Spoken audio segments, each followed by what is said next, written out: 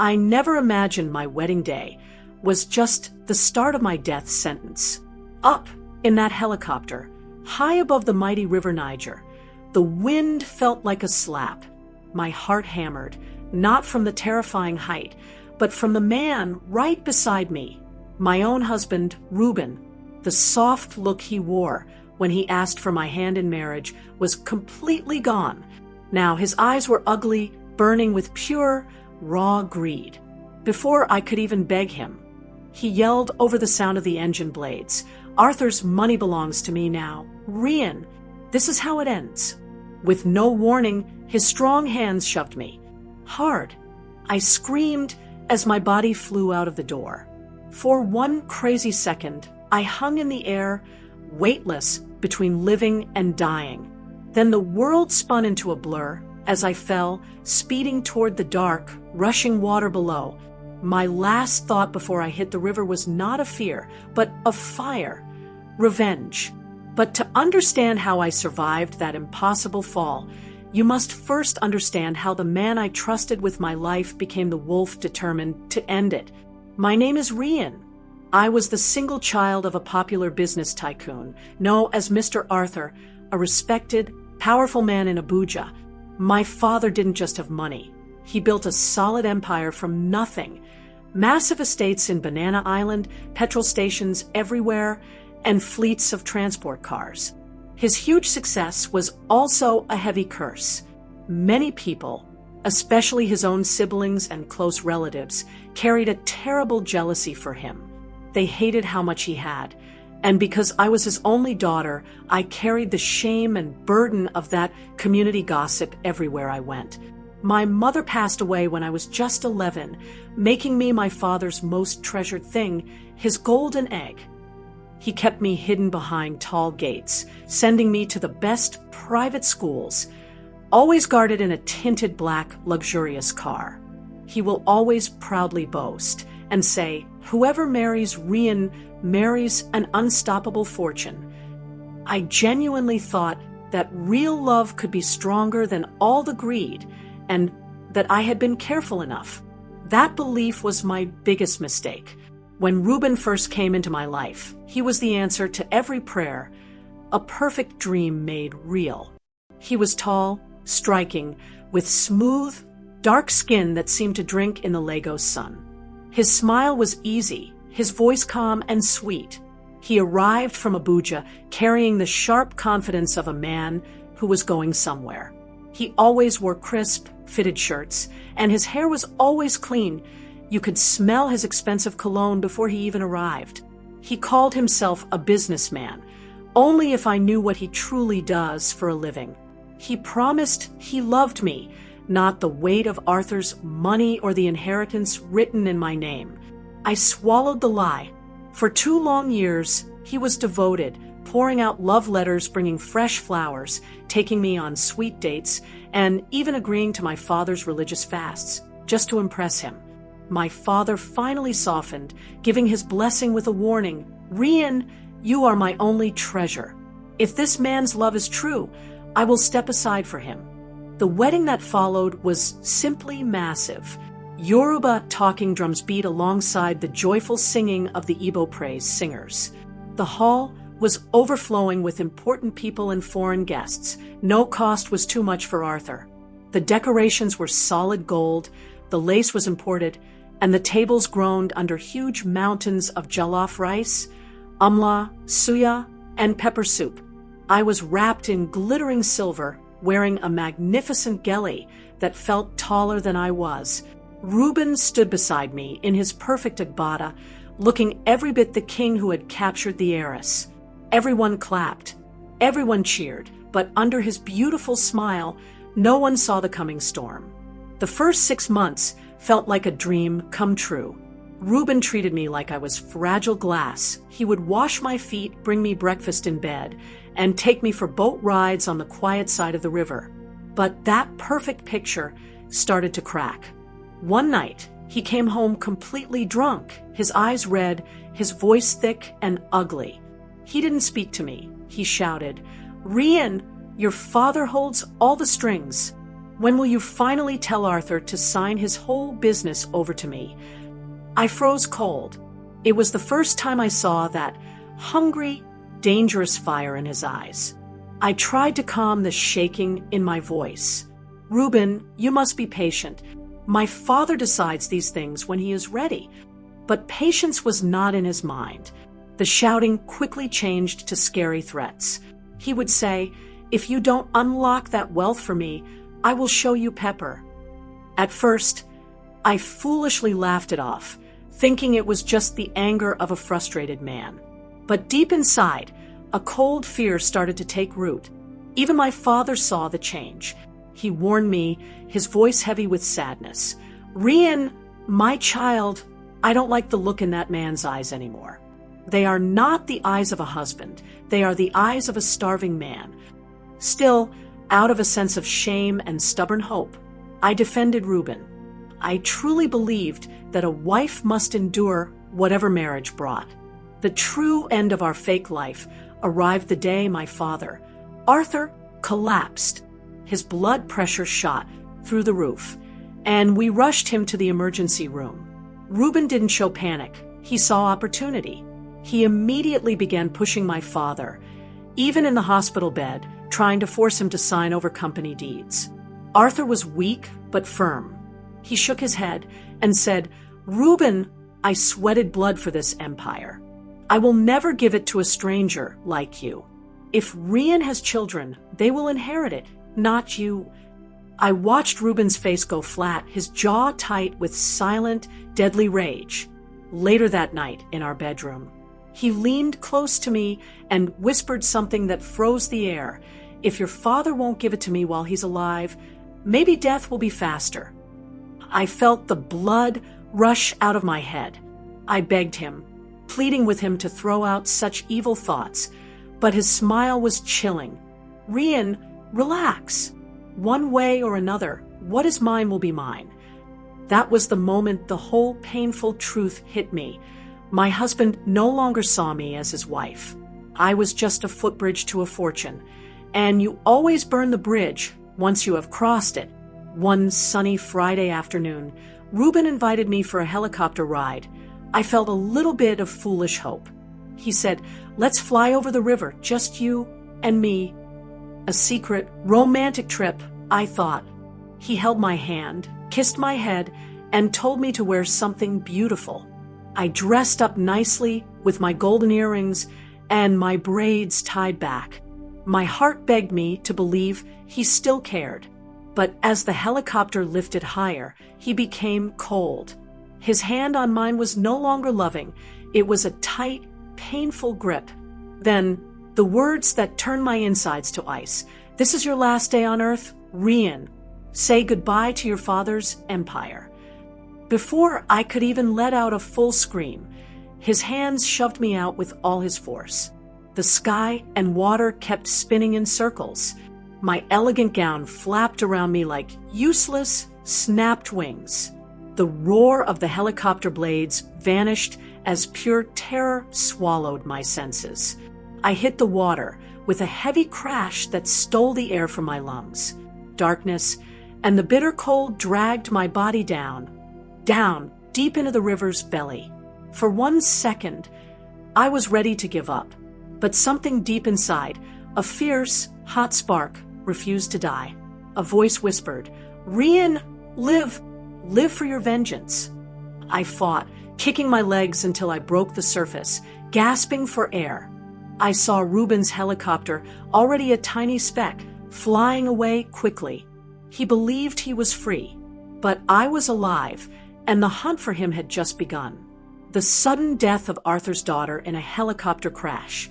That was the lie screamed by every headline across the country. My father's massive mansion was immediately swarmed by mourners, but the biggest fake among them was my snake of a husband, Reuben, already dressed in black, wiping away what he hoped looked like tears at the gate. I stood far back, completely hidden under a big scarf, watching him. My hands were balled into fists so tight that my nails bit into my skin. He was playing the perfect, heartbroken widower, shaking hands, receiving visitors, and accepting the community's sorrow. The cruelest part was that my father, Arthur, weak and fragile from his illness, believed every drop of his fake grief. That same night, while the entire city mourned the dead Rian, I was hiding in a cheap, forgotten hotel room. I looked at myself in the mirror, my hair rough with river water, my eyes red, my lips dry and cracked. I was supposed to be gone. But instead of sadness, a cold, hard emotion was building inside my chest, something sharper than pain, something called revenge. As early as possible the next day, still wrapped in a disguise, I went straight to the hospital where my father, Arthur, was recovering. The moment his eyes landed on me, he nearly collapsed. "Rian, my daughter. They said you had drowned," he cried, his frail arms shaking as he pulled me close. "Papa, I am here, I am alive.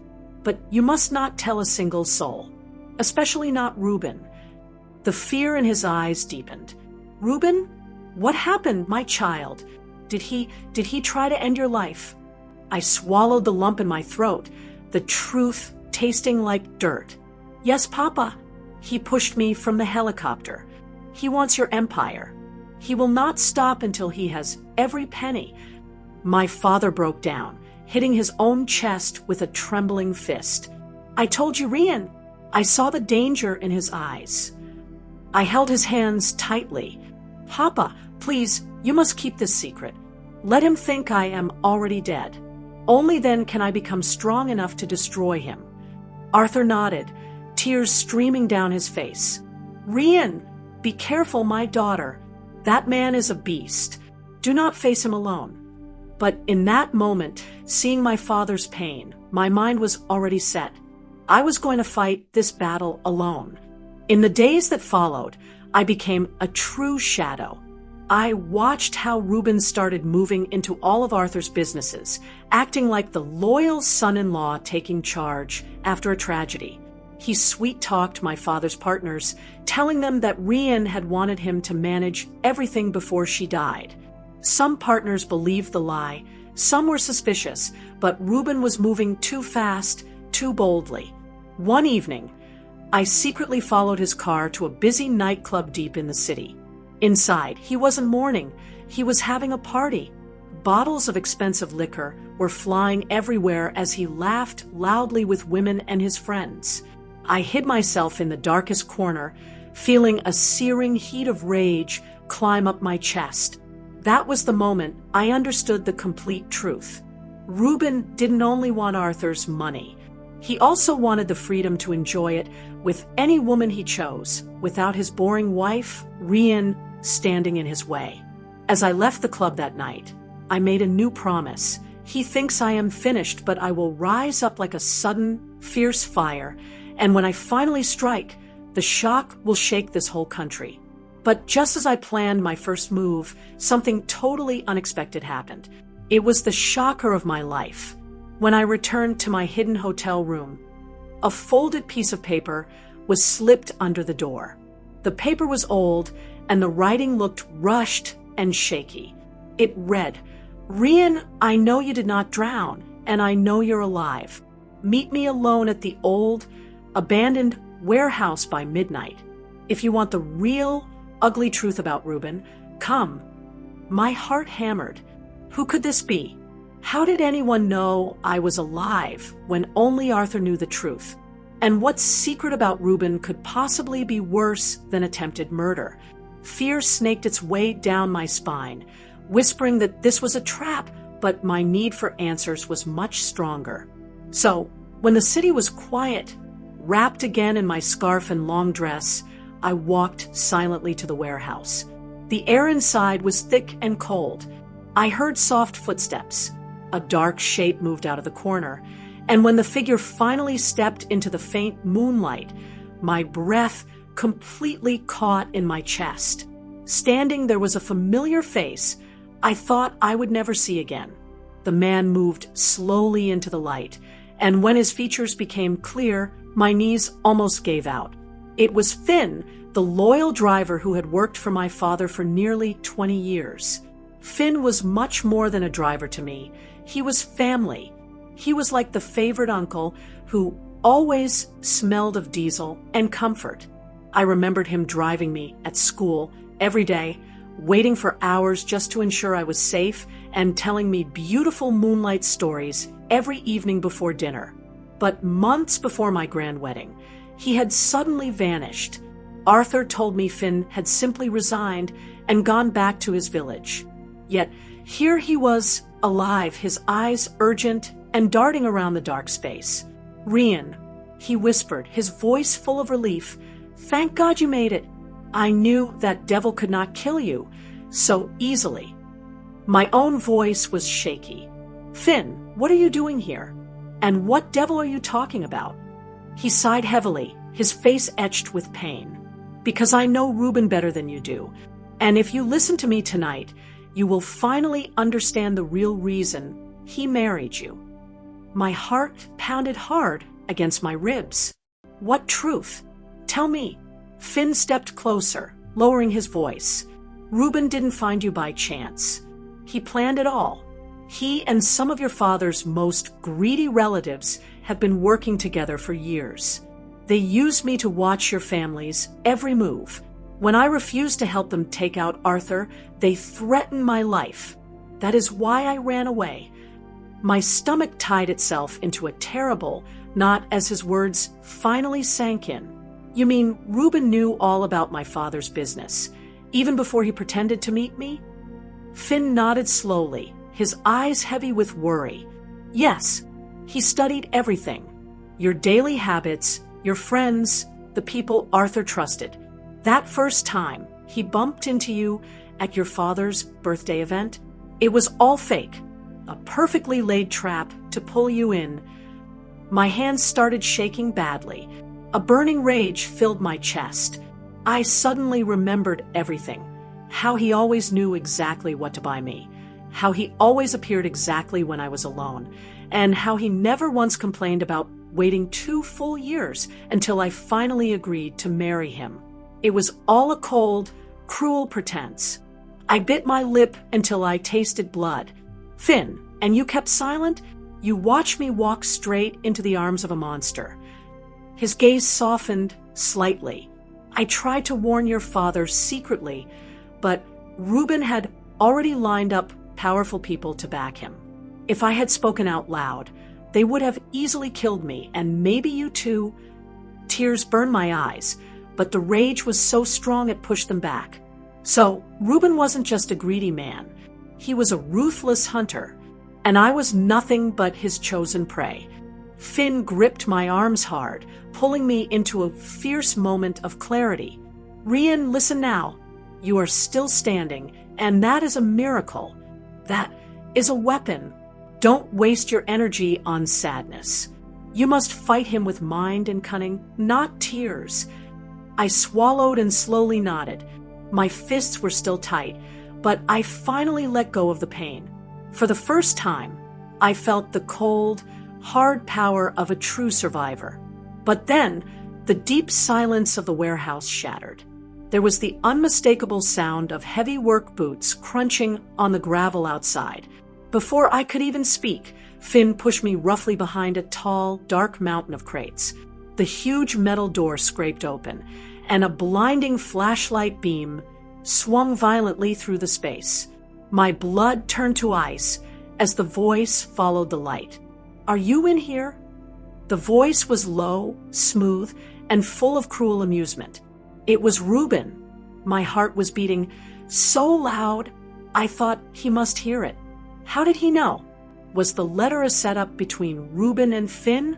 Did someone follow me from the hotel? Finn's hand was clamped over mine, a silent warning. "Be still." The beam swept past our hiding spot, and then Reuben's shadow, long and menacing, stretched across the floor toward us. "Stop hiding. Rian," he called out, the sound mocking her terror. I should have known the river wasn't strong enough to hold down Arthur's daughter. "You are a stubborn fly, aren't you? But this time, my love, I'm here myself to make sure the job is finished." There was the terrible metallic click, the sound of a gun being readied. I froze, my body turning to stone. Finn saw my panic and squeezed my hand hard. "Stay down, Rian. I'll pull him away." Before I could argue, before I could even scream, Finn lunged out from behind the crates. "Reuben, your fight is with me," he roared. Reuben's flashlight stopped moving. His face, when he saw Finn, turned instantly vicious. "Finn, you traitor! You should have stayed dead in your village." He lifted the gun without a word. My entire world dissolved. I saw the flash before I heard the deafening bang that swallowed the warehouse air. Finn staggered back, clutching the side of his chest where the blood immediately started blooming dark. He fell heavily to his knees. I bit the inside of my mouth until I tasted blood, stopping a scream that would have revealed everything. The only man who knew the truth had fallen to protect me. That same week, Reuben organized a massive funeral service for me. Huge black banners with my face printed on them were hung across the city. Guests in heavy, expensive black clothes flooded the hall. I sat far in the back, totally hidden by a thick black veil. My heart boiled with a terrible, silent fury as I watched Reuben stand on the stage, his voice shaking with the most perfect, fake sorrow. Reuben stood before the massive crowd of people, his voice shaking with a sorrow that didn't quite reach his eyes. He dabbed at them with a white handkerchief as he spoke of my death. "My dear Rian, she was called home too soon, but I will honor her memory by looking after her father's enterprises exactly as she would have wished." The mourners nodded and clapped, praising his loyalty, and a bitter fire twisted in my heart. I clenched my fists so tight my nails dug into my palms, but I stayed perfectly silent, believing that revenge tastes sweetest when the enemy never sees it coming. That night, lying stiffly on my lonely hotel bed, my phone buzzed with an unfamiliar number. A simple message glowed. "If you truly want to bring Reuben down, meet me tomorrow at the abandoned steel depot. Come by yourself. I have his hidden truths." My heart slammed in my chest. Was this just another trap, or was there really another person who wanted Reuben destroyed? I had to choose. Turning off the light, I whispered my promise. Tomorrow, Reuben's perfect act will start to crumble, and I'll be there to tear it off. The next day, the abandoned steel depot smelled heavily of decay and engine oil, a tired place with broken benches, peeling posters, and a large, dusty clock that had stopped long ago. I waited deep in the shadows, my pulse thumping like a drum, every small sound seeming loud in the quiet air. The message was clear: come alone. I know his secrets. Despite the danger, I knew I could not have stayed away. After Finn's death and the shooting in that warehouse, every step I took felt heavy with danger. But the furious hunger in my chest, my urgent need to completely tear Reuben down, was much louder than any fear. Footsteps echoed, and a thin figure appeared from behind a broken pillar. He walked with a slight limp, but his head was held high. When he stepped into the light, I saw him clearly. He was older, with closely cut white hair, skin as dark and smooth as polished wood, and sharp eyes that seemed to take in everything. He wore a simple, worn leather jacket and jeans. He looked like a man who had faced the worst life offered and had mastered the art of survival. "Madam Rian Arthur?" he asked softly, testing my identity. "Yes," I whispered back. "Who are you?" He gave a smile that held no friendliness, the kind of knowing look a hunter gives when he has finally spotted his game. "They call me Quinn. I used to work at your father's oil factory, but I also used to work for people who know how to make dangerous problems disappear." He paused, his sharp eyes holding mine. "I've been watching Reuben for a very long time." My mouth went dry with confusion. "Why would you help me?" Quinn's tired eyes were steady. "Because what he is doing is bigger than just your family's money. He is building a dangerous network of criminals who steal from everyone, the poor and the rich alike. I lost my only son because of men like him. If I can stop this one monster, I will do it." I swallowed, my mind racing to keep up with the size of the new enemy I had just found. What exactly do you know about him? I demanded. Quinn reached inside his old jacket and pulled out a battered manila folder, handing it over. Inside, I found photos, loose papers, and a tiny USB drive taped right onto a ragged page. The photos showed Reuben shaking hands with important-looking men I recognized from old newspapers, politicians, known gang leaders, even a former bank manager. Another picture showed him meeting a well-dressed man inside a warehouse that looked shockingly similar to the place where Finn was shot. On one of the notes was a familiar handwriting, transferred to Reuben 50% account code 4512 offshore. Offshore accounts, I whispered, the rage turning cold. So he's been stealing from my father's companies this whole time. Arthur's is not the only company, Quinn corrected. He has been helping other rich, dangerous people hide their money. He uses fake businesses and fake deals, and he bribes important officials with cash and women. Anyone who tries to stop him, he either scares or kills. I looked down at the tiny USB drive in my palm. It felt small, yet heavy with dark secrets. What is on this? I asked. Proof, Quinn said, his voice dropping low. Audio recordings of his secret meetings, records of all the money transfers, names of every criminal partner he works with. If we release this information, if the right people see it, he will have nowhere to run. But you need to understand, it will be extremely dangerous. You will need more than just documents.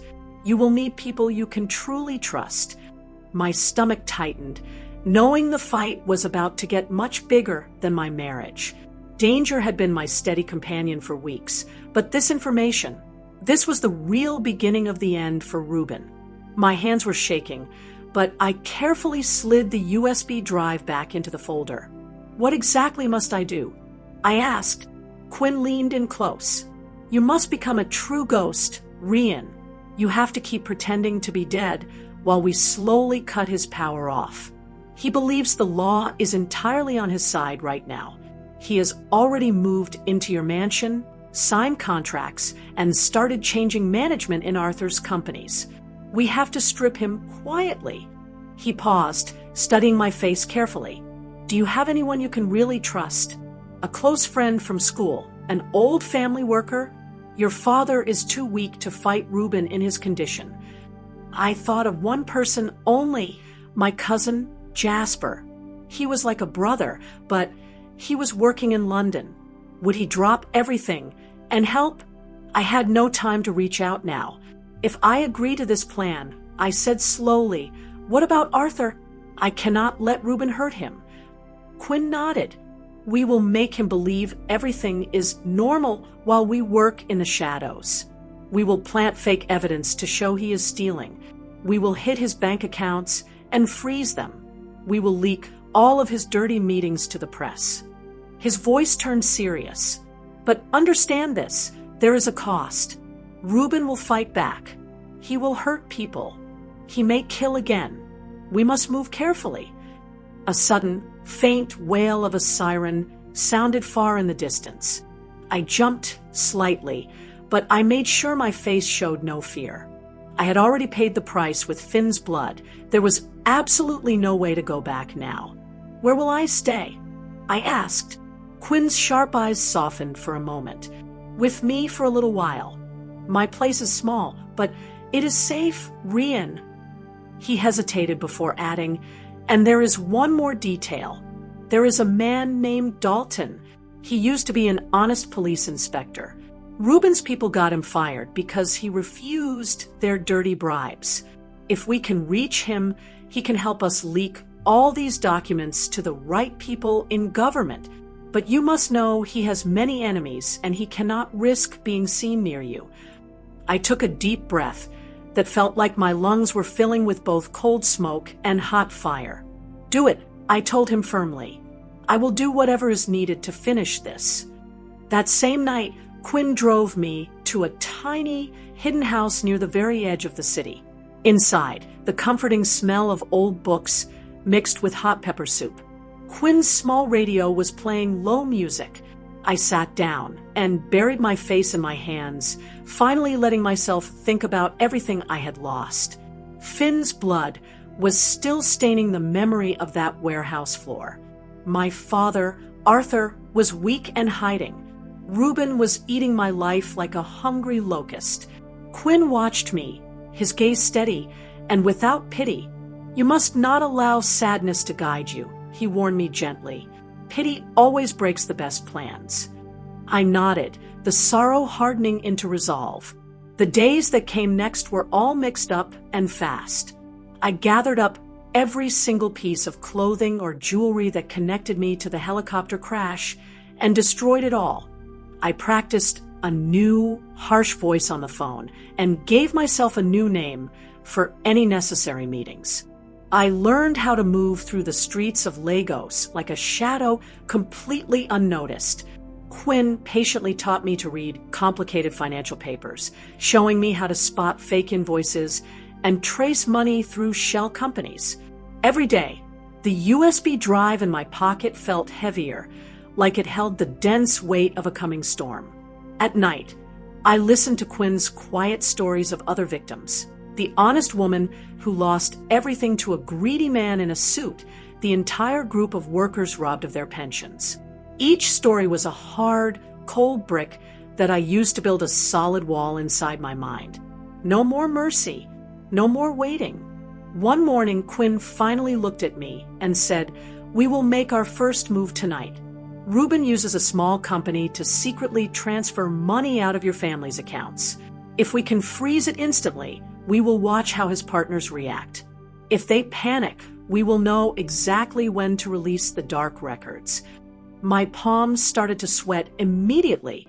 Quinn told me not to worry. If they try to trace the freeze back to me, we will make it look like the bank decided to lock the account down on its own, based on an existing rumor that the account was flagged for illegal activity. The press will just think it's a regular investigation. We spent the entire day forging fake emails, copying official bank stamps, and finally finding the one brave, honest journalist who hated corruption and would never sell our story to Reuben. Quinn quickly called an old associate who owed him a deep, forgotten favor. The plan was totally dirty and full of risk, but it was exactly the kind of move my heart now demanded. I needed Reuben to panic. That night, I sat next to the old radio. The smell of wood smoke in the air, my hands trembling with a mix of fear and sheer adrenaline. The USB drive in my pocket felt hot against my skin. At exactly 11 p.m., Quinn whispered, "It is done. The fake email is sent to the bank." I just called the journalist. We waited for what felt like an endless hour. Nothing happened. My chest felt tight with disappointment. Then, precisely at midnight, my phone buzzed with a message from an unknown number. The journalist had posted a small, explosive notice online. "Breaking, account linked to Arthur's use of properties flagged for illegal activity. Sources say funds being moved offshore." Within minutes, the whole city was talking. My father's companies were suddenly under fire. Businessmen were calling, pulling back their support. In our tiny radio room, Quinn finally allowed himself a small, rare smile. "Good," he murmured. "They feel the heat." But that heat was only the first small spark. Quinn looked at me, his eyes hard. Now we wait for Reuben's next move. We did not have to wait for long. At 1 a.m., the quiet static of the radio was ripped apart by a storm of angry voices from a secret chat group.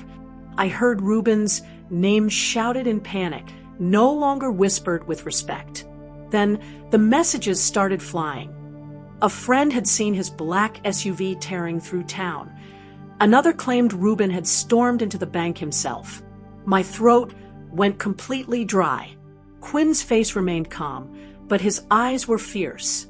He will try to move the money now, fast. He will call his partners. He will threaten the bank manager. He is trying to cover his tracks. He paused.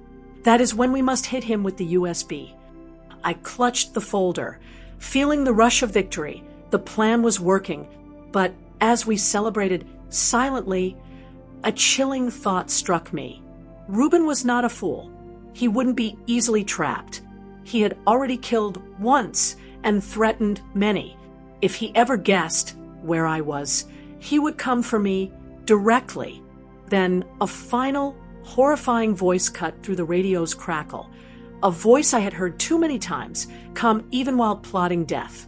"Reuben," the voice commanded, "tell him his window is closing." The radio went silent. Outside, the city slept, unaware. Inside our small room, my heart pounded like a war drum. The storm was here, and this time, I would be the one holding the lightning. We had thought the simple bank freeze would make him panic, but Reuben was not a bird you could scare with one small stone. He was a ruthless wolf, and he had a whole pack behind him, along with all the hiding places. For 3 long nights after the bank freeze story, the city felt like a huge, sleeping animal with one eye open. The air was thick with panic. The phone calls and the messages never stopped. Arthur's frantic lawyers were calling the house. Business partners whispered in shady corners. And from his side, Reuben shouted orders into his phone like a mad general at war. From my small room at Quinn's house, I watched the evening news with a fierce hunger I had never felt before. The journalist we had used kept posting small, careful updates, just enough to keep the tension high, but not enough to completely blow our plan open. Quinn sat next to me in the dim light, tracing lines on a paper map. "We will hit him hard when he tries to move the money again," he said. "He will try to push it into another shell company. If we catch him right in the middle of that transfer, the banks will lock everything down faster.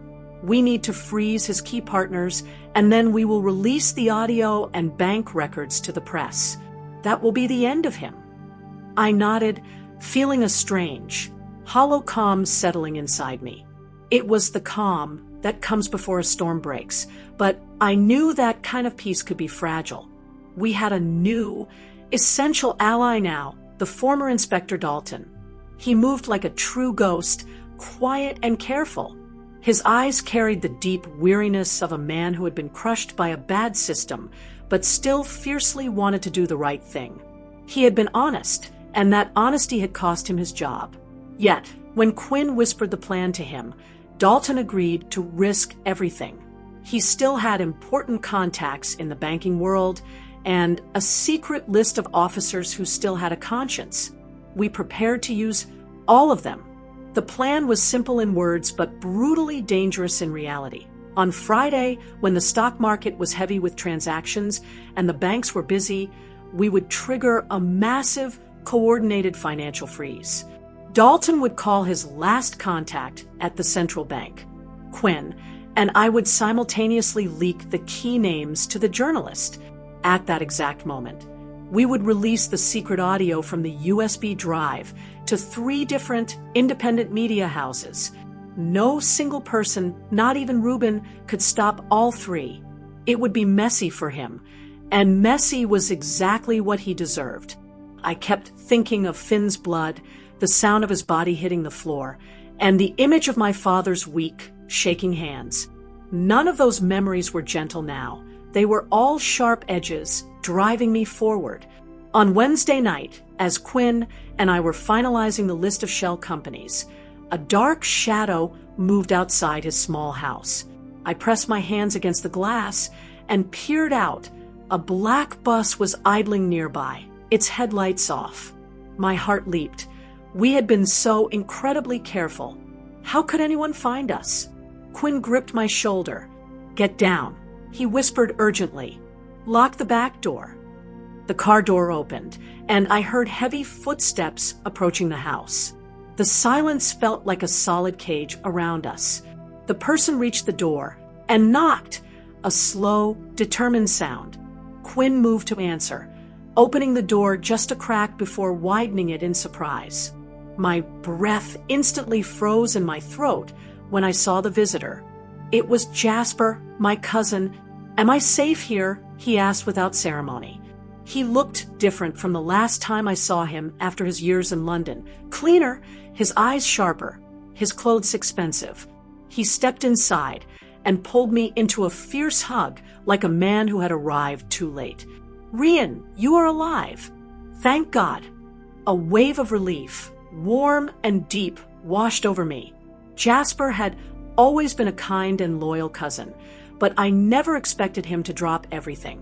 He looked at me with a serious face. I sold my flat and came as soon as I heard the truth. He said, "I can help. I have money and good lawyers." My chest finally felt like it could breathe.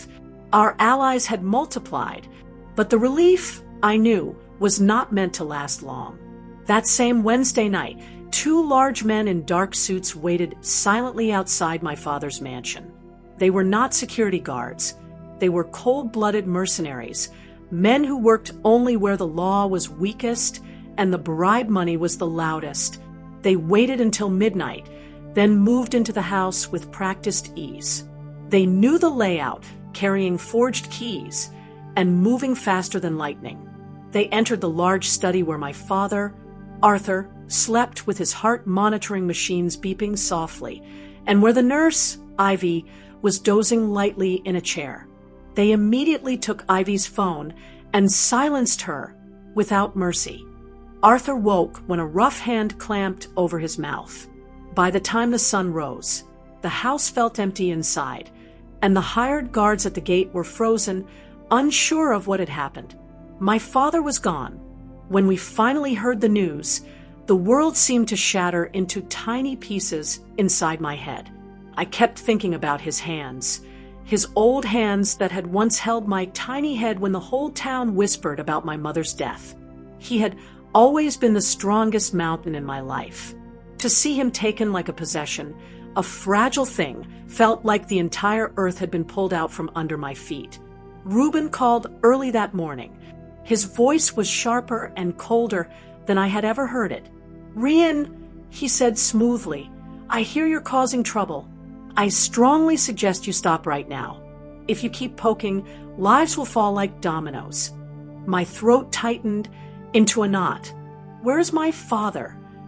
I demanded, the word cutting out like a blade. There was a long, chilling silence on his end. Then he let out a low, ugly laugh. "He's safe for now. I have men who know how to care for him. And, I love a good drama.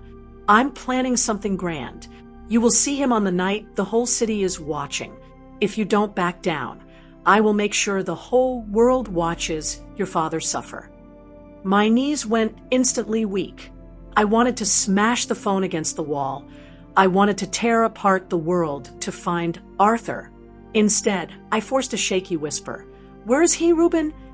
"Rian, you will come out on my terms," he countered.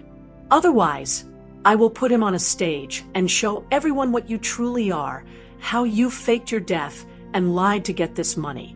You will be humiliated forever." He added, "For the right price, I will release him." Then, he simply hung up the phone.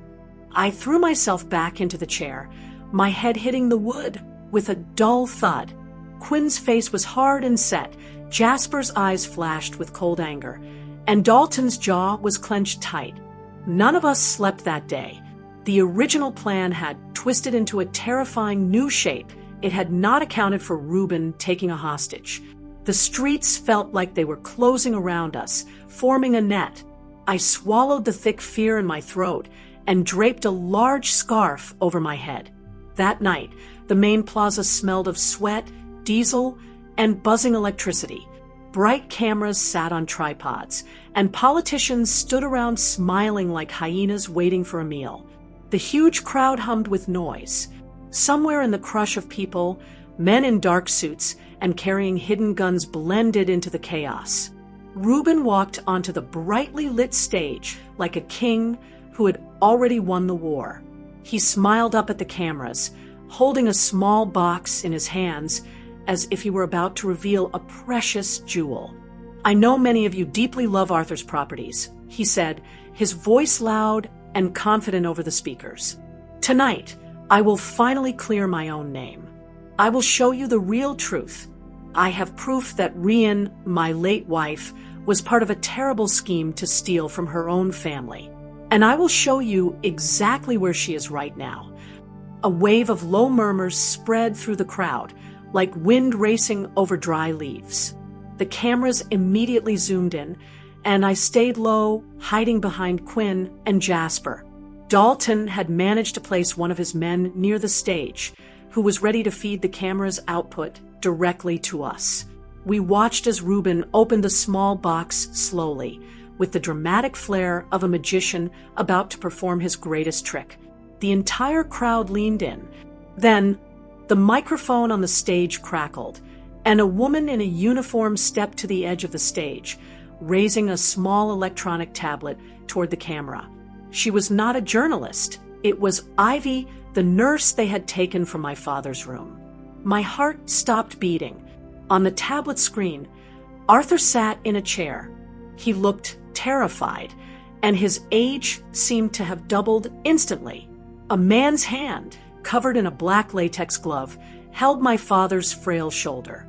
The camera focused tightly on Arthur's face, and he looked out at the crowd with a raw plea that struck my soul.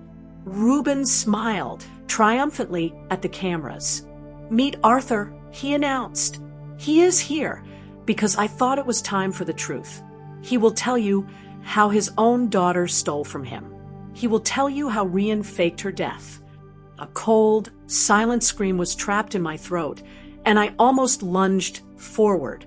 I wanted to climb the stage, grab the camera, and expose Reuben's evil to the world, but my two allies held me back, tight. Then, the entire video feed went dead. The man on stage quickly pulled down the screen, and Reuben faced the enormous crowd, laughing proudly. "If Rian does not come out right now and accept the shame, I will let the complete video play, and the public can decide her father's fate," he yelled. "But if she shows herself, we will see the full truth." A silence as heavy as a thick blanket fell over the entire plaza. Then, a voice from deep in the crowd shouted, "Bring her out. If she's alive, show your lying face." I could feel the eyes of 100 strangers burning right through my disguise. My father, Arthur, was sitting somewhere, his old hands shaking on the video screen. I thought of the cold river, Finn's bleeding body, and Reuben's ugly laughter. My hand clenched around the USB drive in my pocket. It felt like my last heartbeat. We had planned the perfect storm to crush him, but now it felt like Reuben had stolen the thunder and turned it into a knife at my father's throat. Jasper leaned in close to me. "You cannot walk up there, Rian. He will absolutely kill your father if you do." But I whispered back, my voice breaking, "How can I let him broadcast my father's humiliation?" Dalton's voice, though thin and strained, was steady. "We have one chance left. We must use that video feed to trace the original call." He explained that the nurse's signal was coming from a van parked on the far side of the plaza. "If we move now and cut that broadcast, we might find out exactly where they are hiding Arthur. But you must not go on that stage. If you step into that light, Reuben will only use you as bait." My chest felt instantly heavy, like lead. My heart started beating faster and faster. I could clearly see my father's terrified eyes on the screen, and the huge crowd was now behaving like a single, angry, living thing. Reuben raised his hand and signaled for the cameraman to play the next video clip. Suddenly, a new roar rose up from behind us, and hands gripped my shoulders as the crowd began to surge forward. Some people were screaming for blood, others were demanding justice. The entire plaza instantly became a violent storm of noise. Jasper moved sideways and vanished into the thick of the crowd. Quinn turned to me, his face pale but fiercely set. "Trust me, Rian," he yelled over the chaos. "Do not step onto that stage." He was right. If I went up, Reuben would get everything he wanted, a public scene with my father used as a broken puppet. But holding back felt like a terrible betrayal, like leaving Arthur completely alone and exposed to shame. I stepped backward, the USB drive heavy in my hand. It felt both like a promise of vengeance and a dangerous threat. High above the noise, the stage lights burned fiercely like small, cruel suns. Reuben lifted a remote control and clicked it. The screen instantly lit up again. My father's hands were visibly trembling, but he looked straight into the camera, and for one desperate moment, it felt like he could see right through the crowd and knew I was there. "Rian, come out!" Reuben called out, his voice loud and cruel. "Show yourself, tell the truth, and free your father." My heart split open like dry wood. I saw the memory of Finn's blood staining the warehouse floor, the image of Quinn's strong, battered hands, and the deep tiredness in Dalton's eyes. I thought about the tiny USB drive in my pocket, holding the ugly, solid truth. I remembered my father's soft, weak voice from the hospital telling me to be careful. The entire world narrowed down to one single, thin line. I took a step forward, shoving my way through the thick crowd, and felt 100 eyes immediately burn onto me. For a second, I could not take a single breath. I lifted my hand toward the thick veil covering my face. Around me, someone screamed, "Is that her? Is she alive?" My fingers touched the cloth, and the night air tasted like cold metal. Then, slowly, I pulled the veil from my face and let it drop to my chest. The microphone picked up a soft, sharp sound like a sudden gasp. The moment my face was shown to the entire world, the strong stage lights widened, every camera instantly swiveled, and Reuben's confident smile completely vanished, like water disappearing in the hot sun. He was no longer the powerful man controlling the stage. He was suddenly the man who had been perfectly caught. But then he lifted his remote and clicked it once more. The screen behind him went completely black. "Ladies and gentlemen," he announced, his voice steady but with a dangerous coil hidden beneath it. "Now that our runaway lady has shown herself, the real show can finally begin." The crowd erupted into shouts, the cameras flashed blindingly, and somewhere in the total darkness beyond the bright lights, a van door closed with a dull, final sound. My heart instantly jumped into my throat. I had shown my face. I had just walked straight into the lion's mouth. As the plaza erupted into a beastly roar, I felt a cold surge of dread. From somewhere behind the stage, a hand had clamped around my father's throat. Cameras flashed wildly in my face. Voices crashed together in confusion. And Reuben's smile was like a sharp blade slicing through the chaos of the night. "Look at her," he bellowed into the microphone. "The supposed widow who faked her own death just to steal her father's empire. She is nothing but a liar, and her father will confess everything before your very eyes." The crowd howled in a mixture of shock and anger. Fingers pointed at me, and faces twisted with hard judgment and community gossip. My heart pounded furiously, but I stood as tall as I could. This was the moment Finn had given his life for, the exact moment my father's trembling eyes had pleaded for. I slipped my hand into my pocket and clenched the USB drive tightly. Quinn's voice echoed in my memory. "The truth is a sword sharper than any bullet." I lifted my head and shouted, my voice shaky but loud enough to pierce through the noise. "Reuben is the real liar. He murdered Finn. He tried to murder me, and he kidnapped my father to hide his greed."